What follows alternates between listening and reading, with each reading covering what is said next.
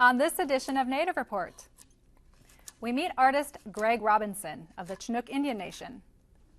We visit community radio station WGZS, owned and operated by the Fond du Lac Nation.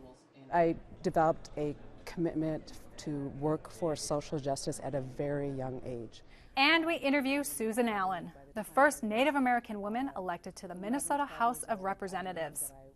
We also learn something new about Indian country and hear from our elders on this Native Report.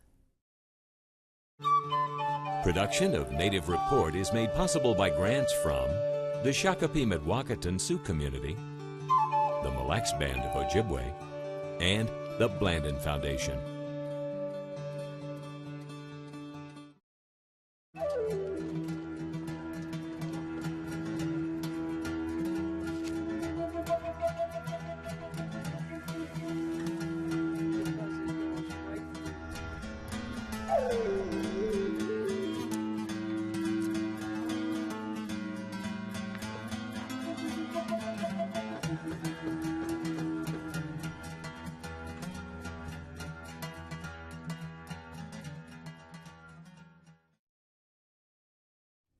Welcome to Native Report. I'm Stacy Thunder.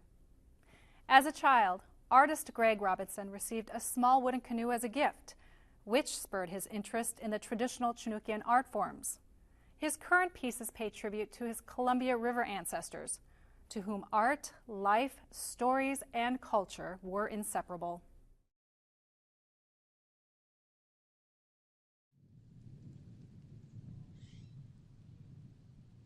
As an eagle flies over the Ridgefield National Wildlife Refuge, artist Greg Robinson works in the quiet solitude of a plank house, a traditional structure of the Chinook Nation. I carve pretty much strictly in the Columbia River art style, using traditional examples of existing artifacts as guides to kind of steer me in the right direction. In my mind, it's a very unique art form, very distinguishable from Coast Salish, which this art form is constantly being kind of clustered into that Coast Salish category. But I believe it's a distinct art style.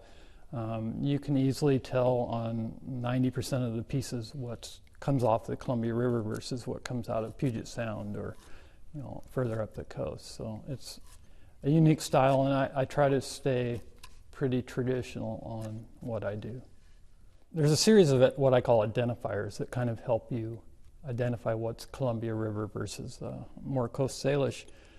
And some of those basic rules are a lot of geometric shaping, and I don't know if you can see the detail here, but just simple geometric slash lines. You see this exposed ribs very often in this art. And that's not strictly something on the Columbia River, you see that elsewhere, but you usually will see that exposed rib in a combination with a numerical reference of 5, and sometimes 3. But 5 is a very, very important number to our culture, so it's often represented in both our art and in the stories. And so you'll see a constant repetition of that numerical rule show up in the artwork. Probably the next most prominent feature on these human faces are the exposed or the prominent eyebrow ridge and the prominent nose, which are often represent the highest part of a face carving. That's the highest plane. Greg is also a stone carver and has done several large outdoor installations. It is relatively recent when he started carving in the traditional style. I've always had kind of an inclination to be artistic. Probably in the last decade that I really focused on specifically Columbia River themed carvings, and again specifically in stone, mostly basalt, and cedar is the primary wood that I carve in, both red and yellow cedar. It's my way of connecting back, and I always feel like once you put a knife to a piece of wood or start that first line on a drum or a painting, that you entered into a sort of agreement. You've crossed a threshold where now you're responsible for how that piece turns out. So it's important to me to both connect to my culture, but also to, properly respect such an important piece of wood as red cedar, which is a very highly regarded tree in our culture, a high status tree. Currently, Greg's preparing several pieces for a group exhibit at a Portland art gallery. There are so many different types of artists. I guess I'll just talk from the artist standpoint, from how they are personally. And they have various reasons why they create what they create. And the beauty about Greg is that he really cares about his culture and his culture's art. And it shows in the work by the time that he takes with it. It's not produced necessarily for just commercial gain, which I love. He really cares about it. He learns about the history of it, the tradition of a rattle, say, or a comb, how it was made in the early times, and then translates that into contemporary carving. And then the time he takes technically with the pieces, every single piece is so beautifully done, meticulously done. So it doesn't just stop with the artwork in a gallery. It's in his life. This is what he does. He is teaching and teaching people about his culture, teaching his own people about their own culture. So it's a beautiful revitalization because of what he's doing. There wasn't any question that we wouldn't have him in the gallery, and I'm so thrilled to honor his tradition by having his work here. Well, this is a panel, and I've put red cedar and yellow cedar together because I feel, being brother and sister, that they don't oftentimes get to spend a lot of time together. They kind of grow in different regions, and I always have kind of liked the concept of putting them together in a piece. And it shows the moon as the main figure here in human form, and above are frogs. And there was a period of time where frog had control of the moon, kept the moon in its mouth. So the nights were very, very dark, and the people would oftentimes misbehave at night because they knew they couldn't be seen. So the frog used to get a great bit of humor out of pulling the moon out and shining it down on people and embarrassing them. And then these snakes on the side represent lightning snakes. It's just a component of the sky. And you see a lot of the motifs that identify Chinookan art, the triangle pattern, which raises a zigzag in between it. If you don't look at the triangles, you see a raised pattern of a zigzag, a very prominent feature of Chinookan art. These belts with geometric lines, kneecaps that are raised with geometric lines, the exposed ribs, which are a very common element. Again, the heavy eye ridge with the nose being a high point, and then somewhat of a headdress, a little less of a headdress on this one, but these side pieces representing the old fur style hats that hung down with shell decorations. The culture, basically, in general, is my inspiration, but the stories, our old stories, are constantly kind of those fertile grounds that I go back to reference art, to give a theme to a piece of art. But generally, it's just something that I feel pays proper respect to the culture and to those people that produce these pieces way before me. I feel an obligation to respect those people and to try to keep my quality, close to the level that they achieved with far less advantages as far as steel tools and stuff when they were carving with shell and bone and nephrite and still producing phenomenal pieces of work.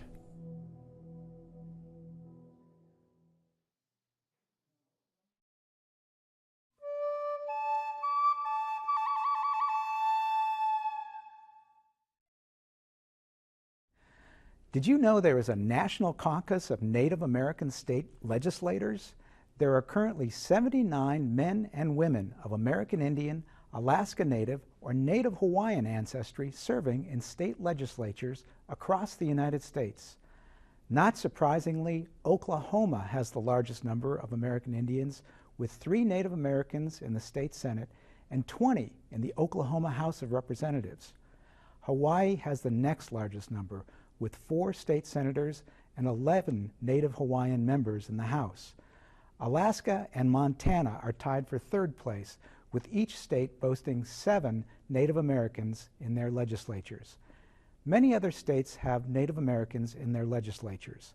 However, the only Native American in the United States Congress is House member Tom Cole of Oklahoma.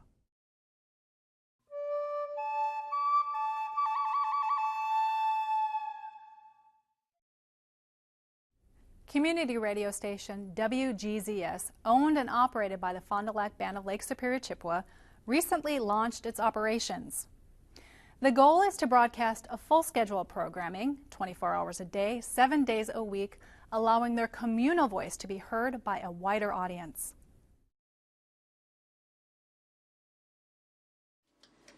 Some indigenous music from Kebmo here on 89.1. Good afternoon, everybody. It's 12 noon. You are listening to The Moon, the new 89.1 FM, WGZS Cloquet, radio service from the Fond du Lac Band of Lake Superior, Chippewa. Good afternoon. Dan Hucklack with you here. A couple of reminders. On this late summer day, WGZS, the Fond du Lac Band of Lake Superior, Chippewa's community radio station, is completing its first full week on the air, a feat years in the making. The station got up and ran back like 2005. The first grant we had was to do the feasibility study. It's to see what was feasible here, if there's a frequency available, what kind of range it would have, and what kind of licensing were available. And the people that we hired, I worked with them for about a year, and we came up with 89.1 as the frequency, and then it was 25,000 watts at the time. And the station is now 50,000 watts. There was a whole process that changed that as well. And then, they said there's about 170,000 people in the range of what our broadcasting range. So we thought, it would be a good idea to try this. So when the feasibility study was done, we went forward, and I applied to get a grant to purchase the studio equipment. And we went ahead and started applying for the actual permit for construction. And we were issued that in 2008. And those are 3-year permits, so we had to get the station running by September 8th, 2011. And we did go on the air on September 7th, 2011. WGZS offers listeners local and national programming. Its greatest strength is community involvement. Volunteerism is really important in community radio. This is a public radio station, but it's also a community radio station. And that means our focus is the community. What do they want? What's important to them in the programming?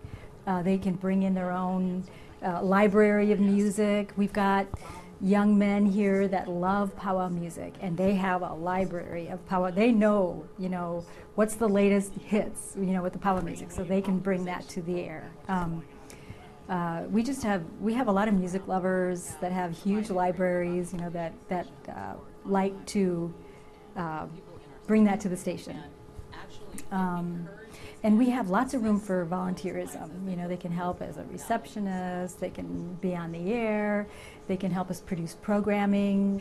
Before this station came to air, they surveyed the community. What do they want? They want programming around, health issues that concern them, diabetes, political issues, things that impact the tribe, in this region. The permit that we have is a non-commercial educational station, so we're not going to be a normal, typical commercial station you'll see. So we have to have some educational components to it. I see it as an archiving stories from the elders, interviews, general public coming in, creating their own programs. It could be covering culture or language, and then we'll have Native Voice One coming in, broadcasting their programs as sort of culture and historical aspects of Native American life and culture. And then it gives us a voice to the broader community in northern Minnesota. Right now we're broadcasting just music in sort of a test phase, but in the future I'd like to see individuals coming in, volunteers coming in, whether it's operating the phones or helping with administrative functions, or volunteers coming in and doing their own programming. Funding is provided through tribal support and program underwriting. WGZS is one of a growing number of tribal stations. I think right now there's maybe 25 or 30 Native stations across the country, and right now There's 4 coming online in northern Minnesota. The Boys Fort Band, the White Earth Land Recovery Project, Leech Lake, and Fond du Lac all are in their different stages of starting stations. Most of them are in their test phase, just as we are.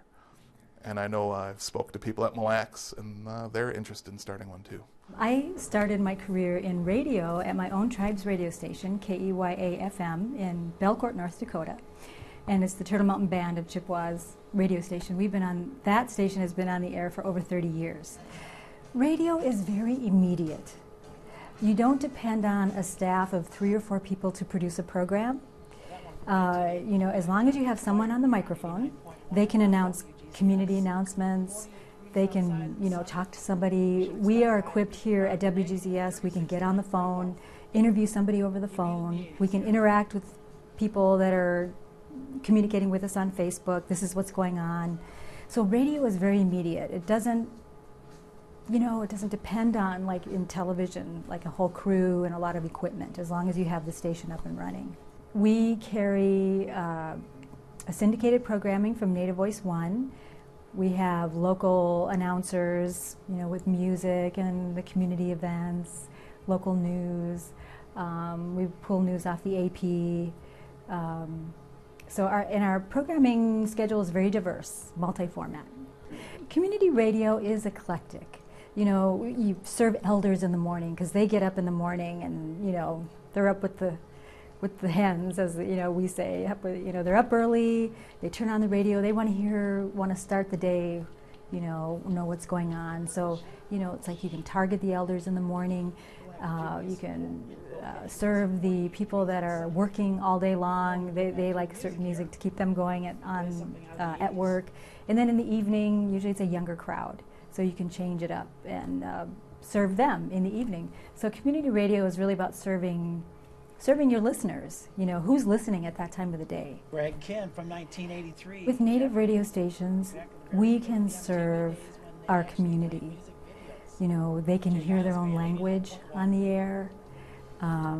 They can hear about announcements pertaining to, could be some kind of community gathering, could be a fundraiser, could be a powwow. There are a lot of community radio stations. There are a lot of radio stations on the air now, but there are not very many Native radio stations. And so we can serve, our people. The group intends to make 100 quilts for the Veterans Day banquet at the Otter Creek Event Center.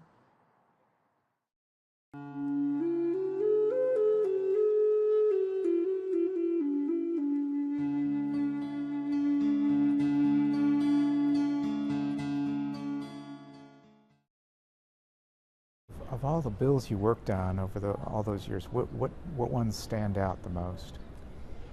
Well, I think the one that stands out the most, because perhaps it will have the longest legacy, is the establishment of the National Museum of the American Indian. We developed legislation to authorize the establishment of the museum. That was enacted into law in November of 1989. And in September of 2004, the museum opened. There were thousands of people, I'm sure you were amongst them, of Native people from North, Central, and South America that came to the National Mall. And I always get choked up when I talk about this, but because thousands of people dressed in their Native dress walked toward the Capitol to reclaim their proper place in history. And it was incredibly moving to have all those people feel that they were reclaiming not only their proper place in history, but a principal place at the foot of the Capitol, base of the Capitol, a prominent place that Native people, the first Americans, rightfully deserved to occupy.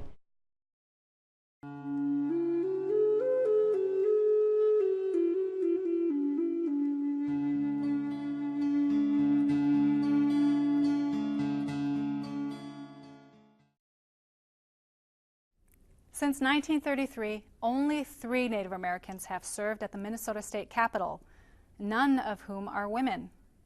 However, this has changed with the election of Susan Allen to the Minnesota House of Representatives.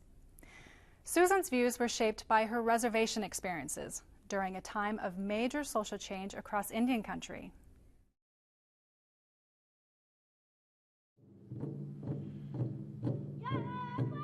In a rare event, a drum group honors the Minnesota House of Representatives as it welcomes Susan Allen, the state of Minnesota's first ever Native American woman to serve in the House. Well, it was not something that I saw in my future necessarily, specifically, that I was going to grow up to be president, or I was going to grow up and be a congresswoman, or even a tribal chairwoman. By the time I was 14 years old, I had been to over 20 different schools in about 5 different states, on numerous Indian reservations and cities with large Native American populations. And that taught me to stand up for myself, and it taught me that I had to, and I had parents who taught me the importance of family and of community and community service, and fairness for all people. And those are the life experience that I will bring to being a representative for my district. Representative Allen's drive for social and economic justice is something she realized early on. I developed a commitment to work for social justice at a very young age. When probably by the time I was 11, 12 years old, I knew that I wanted to be an attorney. And I knew that in order for tribes to survive, in order for Indian people to survive, that we had to fight for our rights. We had to protect our sovereignty. And so I grew up in that time. It was a very exciting time, and it was the first time I really felt that I developed a very positive identity as a Native person, and that it was no longer I didn't feel shameful about being Indian, and that I could better deal with discrimination because I was proud to be a Native American. My father, I think his goal in life, his purpose in life, was to single-handedly integrate the state of South Dakota and combat racism one person at a time. He said that the only way we're going to end racism is if we include white people into our lives, if we show them that how we want to be treated, and so that's what we did. A former tribal attorney, Susan is familiar with the political pressures that come with a high-profile position. Working on behalf of tribes, we usually don't start from a position of power, and so we have to work across party lines. We have gotten some incredible pieces of legislation passed with Republican administrations. So I think I've learned that you need to build alliances. You need to be very smart about negotiating. And you need to be persistent, and you need to be patient, and you need to understand where other people are coming from. So that's, tribes are there. We've survived because we've learned how to be expert negotiators, and so that's what tribal politics has taught me. I think it's going to be a very positive relationship. I think it's an opportunity for me to educate. To bring that voice. I mean, I have a voice that is missing from the legislature based on my experience and and being a Native American woman, and I will be an important voice there. Family and community are important to Susan, and it's because of their support she is working for the people in District 61B, where her voice, her vote, can make a difference.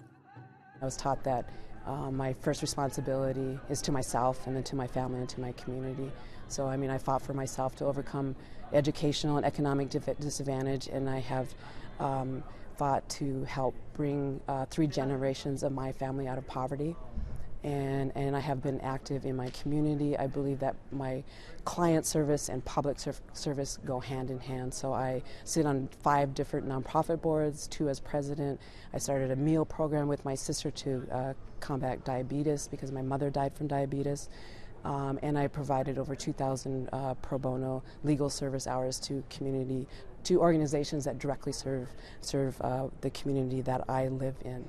We have very insular minority groups in our neighborhood. We have Somali, African American, Latino, Native American, And often it's very hard for people in our communities to go outside of our communities because we face incredible discrimination, and because we feel like that we are going to lose our identity if we go outside of those communities. And I am somebody that has participated in institutions where I may be the only Native person, and because I believe that in order to change institutions, we have to participate in them. The motion prevails. Hortman moves that House File 95 be returned to its author. For more information about Native Report or the stories we've covered, you can find us on the web at nativereport.org and on Facebook. Thank you for spending this time with your friends and neighbors here on Native Report. I'm Stacy Thunder. See you next time. Stacy Thunder is a member of and legal counsel for the Red Lake Nation, and Tad Johnson is a member of the Boys Fort Band of Chippewa and is chair for the American Indian Studies Department on the campus of the University of Minnesota Duluth.